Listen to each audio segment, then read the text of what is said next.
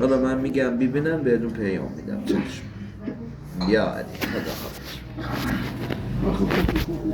شون باید بیاد برای معاینه. رو تعداد روزش چه گذاشت بود؟ خب دیگه اون دیگه خانم طاهری دیگه به من چیز نیست. من باید معاینه ما انجام بدم حالا دیگه.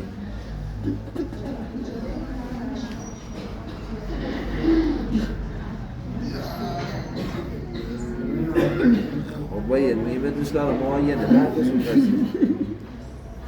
ریخته تحمل کن. خب باید بیاد برای معاینه. حتما باید بیاد. باشه در خداحافظ شما.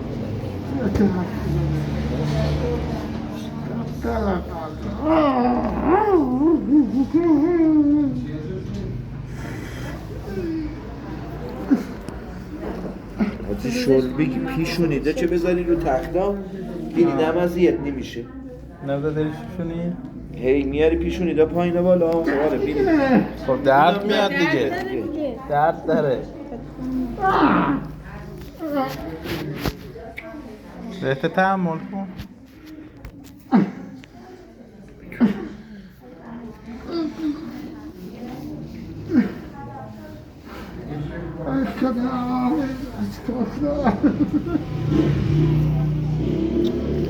تکون نده بعدت. حاجی سرتو صاف بذار یه دیگه.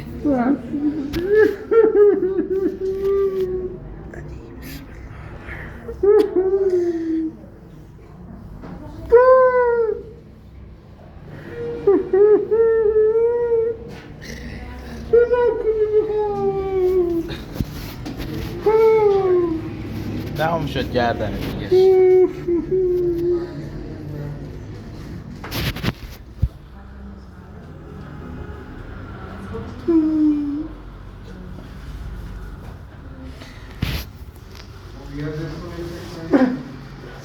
بکرده بیدی؟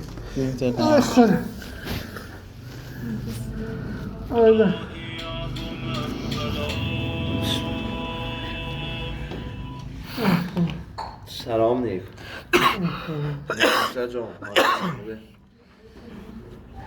الو.